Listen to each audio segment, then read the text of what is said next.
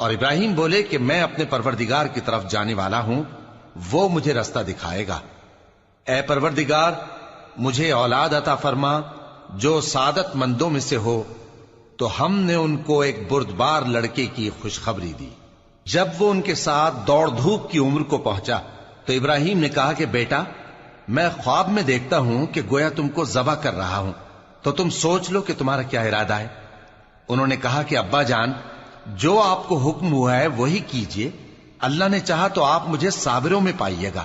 اس طرح جب دونوں نے حکم مان لیا اور باپ نے بیٹے کو ماتھے کے بل لٹا دیا تو ہم نے ان کو پکارا کہ اے ابراہیم، تم نے خواب کو سچا کر دکھایا، ہم نیکوکاروں کو ایسا ہی بدلہ دیا کرتے ہیں، بلا شبہ یہ کھلی آزمائش تھی۔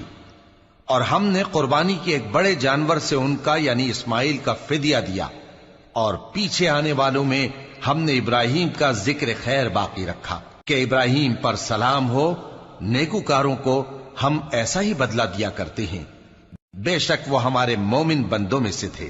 اور ہم نے ان کو اسحاق کی بشارت بھی دی کہ وہ نبی اور نیکوکاروں میں سے ہوں گے، اور ہم نے ان پر اور اسحاق پر برکتیں نازل کی تھیں، اور ان دونوں کی اولاد میں سے نیکوکار بھی ہیں اور اپنے آپ پر سراسر ظلم کرنے والے یعنی گناہگار بھی ہیں۔